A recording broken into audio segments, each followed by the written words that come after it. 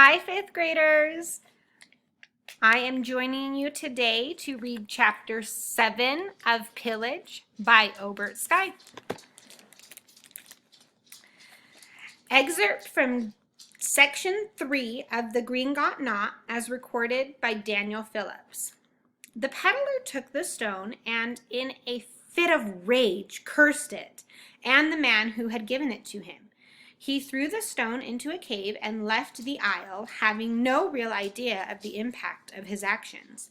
The following night, the Pillage farmhouse burned down, and only Bruno escaped alive. 2 days later, while digging through the rubble, he found the rock the magician had cursed. The stone glowed as Bruno held it. It was heavy, and when he set it down, the stone would cool and appear to look like any other rock. Chapter 7, A Rush and a Push. Miley was in the kitchen creating smells that would make anyone with working nostrils hungry. As usual, she tried to smile at me, but she was more comfortable talking while staring into a bowl or chopping carrots. It smells, I said. Foul or favorable? Very favorable. I smacked my lips together. Good. It's nice to have someone who appreciates food in the house, she said, her good eye looking straight at me. What are you making? Not sure yet, Miley admitted. The beginnings of dinner? I still haven't met my uncle, I pointed out. You will. Don't rush what you don't understand. I hated the way adults spoke. I looked at the clock. Where's Wayne? I asked, wanting to know where everyone was before I snuck into the woods behind the house. She's at the stables. Are there any horses? Only a few, Miley said. Sadly, there used to be stables full of handsome stallions. And Thomas? He's not exactly handsome, Miley said, absent-mindedly. I mean, where is he? Shopping in town, Miley blushed. Your school called and informed us of your need for a jacket. He's picking up one for you. Thanks, I said, not exactly sure how I felt about Thomas picking out my clothes. Miley handed me a piece of bread as thick as half a normal loaf and covered it in red jam. A perfectly square piece of butter melted slowly in the middle. Thank you, I smiled. I stood up and moved to the outside door that led to the courtyard. Where are you going? Miley asked suspiciously. Just outside, I said. I thought I'd eat and walk. Maybe I'll go down to the road. Stay forward of the house, she insisted. I don't want you getting hurt or turning up lost. I took a huge bite of bread and jam. It was so warm and delicious. The flavor almost stunned me. I forced my feet to work and stepped out of the kitchen into the hall and back outside. The sky was a predictably gray. A triangle of thick mist moved slowly through the air and smeared itself up against the mansion's stone wall. The poorly manicured bushes that circled the drive sheared in the light wind. I looked up and smiled at the gargoyles gazing down at me. I finished my bread and then ran as fast as I could along the side of the mansion. I followed the towering hedge past where I had run into Milo the night before and all the way down to the edge of the thick forest where it ended abruptly at the base of a giant moss-covered statue shaped like a crouching tiger. I stopped and caught my breath. Don't run much, do you? Milo observed. I looked up in a tree, not terribly surprised to see him there. Milo jumped down from the branches and dusted off his palms. We had talked a bit about what happened at school, but it still confused both of us. That was just too weird. It was good, though, he said. Very good. I guess we could have taken them. So have you found the basement yet? No. Want to see the backyard? That's why I'm out here, I said, instead of in the kitchen with Miley eating fresh bread. Milo licked his lips. Next time, bring some for me, he said. My mom's a lousy cook. Milo began to walk and I followed. We ducked under some low-hanging branches and crossed a small stream that was running strong. A tall rock cliff rose from the ground. forcing us to struggle to climb its back before running quickly over the knoll it created. The forest was remarkably dense, and I could see now how it would be possible for a person to get lost. Milo turned behind a grove of short trees, and we threaded ourselves like string through tons of trees toward the back of the forest. After a couple 100 feet, the thick trees shrank to overgrown bushes. Beyond the bushes grew waist-high grass and wicked-looking shrubbery. I could see tops of stones and little bits of large fountains sticking up among the growth. Milo stopped. We stood still, listening to the sound of our hearts slowing and the birds screaming in the distance. This is it? Milo said. I could barely see the back of the mansion from where we were. It looked to be at least a mile away. There was a set of stone steps leading down to a stagnant pond, the remains of what must have once been wide walking paths and roads crisscrossed the area, entirely filled with weeds. I was disappointed. I had no real idea what I had expected, but more trees and grass was not what I had been hoping for. They were right, I said. This place is an ugly mess. That gardener's just lazy, Milo said. This could be a great place, like a park or something. How far back does it go? I asked. Quite a ways, Milo said. Back that other direction is in a good bit is my house. I'd take you there, but my mother's on one today. And which direction does Kate live? I tried to ask casually. Milo smiled and pointed further to the right. Don't mess with her. She's colder than dry ice. I had always thought dry ice was amazing. Come on, Milo said, beginning to run. We ran for a few 100 yards and came to a stop in front of a massive field of stones. I had never seen anything like it. Millions, if not billions of stones of all shapes and sizes ran like a fat river up through one of the mountain's ravines. Holy shell, Milo said. Mostly, have you ever seen so many rocks? I shook my head. I couldn't even take it all in. I picked up a rock and threw it out in the middle of the others. Milo did the same, and then we turned and walked back into the forest. So what's in that direction? I asked, pointing further back to where the trees began to reach higher up the mountain slope. I could see a dark stone wall rising above the ground and a large mass of gray mist hovering over it. That's not anything, Milo said. Just a wall. A wall? I asked, feeling oddly curious. Well, like a weird square wall, Milo said. So there's something in the middle of it. I don't know, Milo admitted. No one can get inside. Isn't there a door? There's like a blocked-in arc, he said. You can't get in. That sounded like a challenge. I want to see it, I insisted. Milo shrugged and followed me as I stepped quickly through the foliage. You're going to be disappointed, Milo warned. My father even tried to find a way in. There's nothing. Now I knew I had to see the wall. I ran faster, climbing down another set of stairs and running across the wide stretch of land that had probably been an impressive lawn years ago. I jumped through a brick archway that was circling a section of the yard. The bricks at the back of the circle had crumbled, creating an exit. A gigantic deer bolted in front of me and darted off to the right. The surprise stopped me. Did you see that? I asked. This forest is fat with game.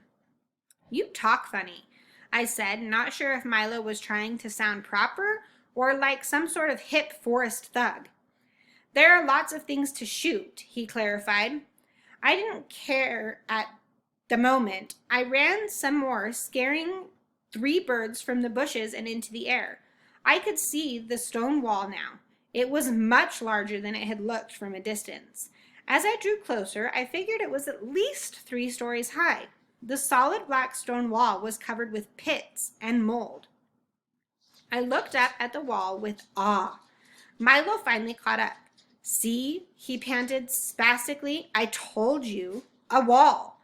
I stepped along the wall, running my hand over its wet, moldy surface. It looks hundreds of years old, I said. Could be, Milo said. There are all kinds of weird ruins all over this mountain. We reached the corner of the wall where it turned a 90-degree angle and ran into the trees. "Come on," I insisted. I ran along the side, looking for any sign of an opening or entrance. There was not so much as a knob or a crack anywhere. On the back wall, though, was a large archway that had been bricked in. Above the arch, in raised black stone, was the word conservatory. The archway looked like it had been closed up many years ago. I pushed against the bricks. They felt more solid than actual stone. The fourth side was nothing but black stone. Eventually, we made it around the entire thing. The whole conservatory was crowned with thick strings of mist. "So what is it?" I asked, out of breath and confused. "A wall," Milo insisted. "It's more than a wall," I said. The back says conservatory, and that bricked-in entrance is maddening." "Maybe there's a tunnel under one of the walls," Milo said. "I looked for that. I couldn't see anything." "Maybe it's just a monument or something," Milo suggested. Both of us looked up at the towering blackness. "A monument to what?" I said. Another giant deer decided that right then was the best moment for it to jump from where it was hiding and scare the life out of me. "Stupid deer," I said, embarrassed about being startled. "We need a ladder."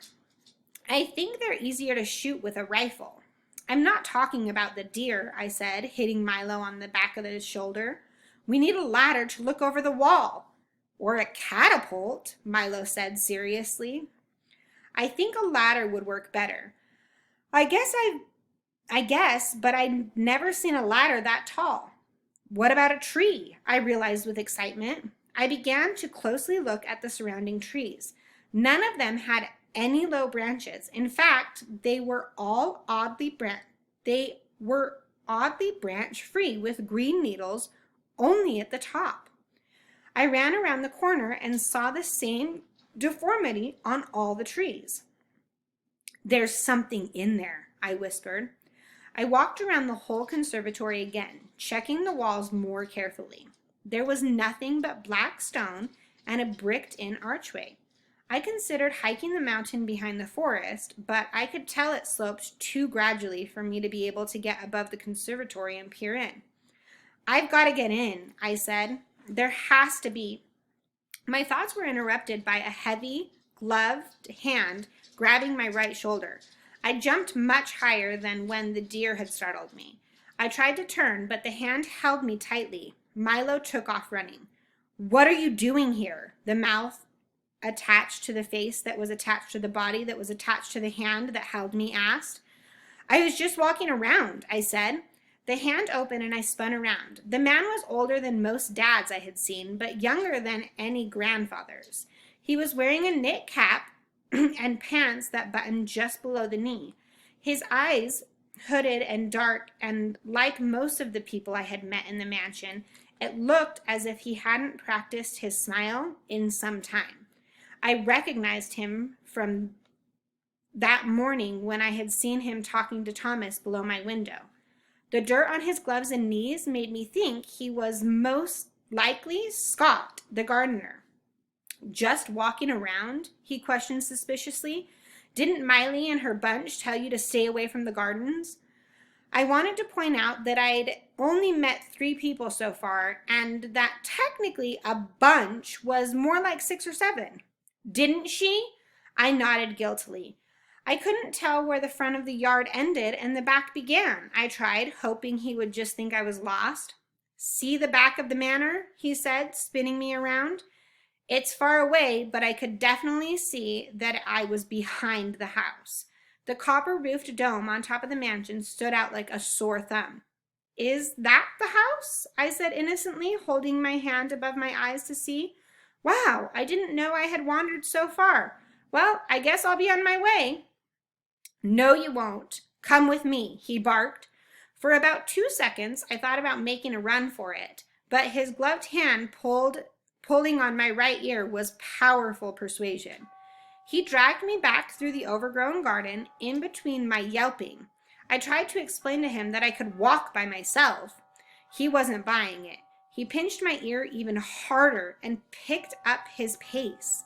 "Foolish kids," he mumbled as he marched through the thorny weeds. "Don't know where to stick your wet noses." I touched my nose to see if it was wet. That only made him angrier. He yanked my ear and growled, pulling me up some hidden steps and through an arbor. "You're going to pull my ear off," I argued. "It's not like you listen with it anyhow," he threw back. He had a pretty good point and one heck of a grip. We finally reached the mansion. He dragged me up the stairs into the hallway and then pushed me with his knees into the kitchen. Miley looked up in astonishment as I flew against her table and steadied myself. I rubbed my red ear and looked back at the gardener with daggers in my eyes.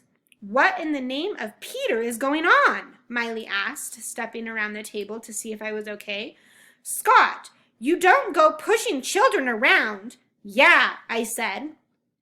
"Caught him in the back, at the far rear," Scott said unapologetically. "Far rear?" Miley looked at me with bother in her eyes. "Is that true, Beck?" "I got lost." I tried again. This time my excuse sounded even lamer. "He was back there with that pesky kid," Scott growled, staring at the back wall and up to no good, I imagine. I decided to strike while I could. "What is that place?" Scott slammed his palm against the door frame. "You never seen a wall before?" he asked mockingly. "There are miles of earth out in the front of the manor. Stay away from the back garden for your own safety. It's dangerous there." It didn't look too dangerous, I argued. And what's a conservatory? It was the wrong thing to say. Even Miley looked angry at me. I don't care if you found slides and Ferris wheels, she ordered. "You are instructed to stay away from the back gardens. And stay away from that Milo child while you're at it." I had never really cared for Ferris wheels, but it felt like an inappropriate time to confess that. Scott turned and stormed out triumphantly. Miley went back to kneading bread, but now she looked more wounded than bothered. "Sorry, Miley," I said. "Really, I was just walking around." "I'll bring up your supper in a bit," was her only reply. I made my way upstairs, thinking only of the conservatory and how I could possibly get over the wall. There was no way my personality or my mind could simply forget about it. I wanted in. Okay, my friends, we're going to stop there, and tomorrow we will read chapter 8. See you then.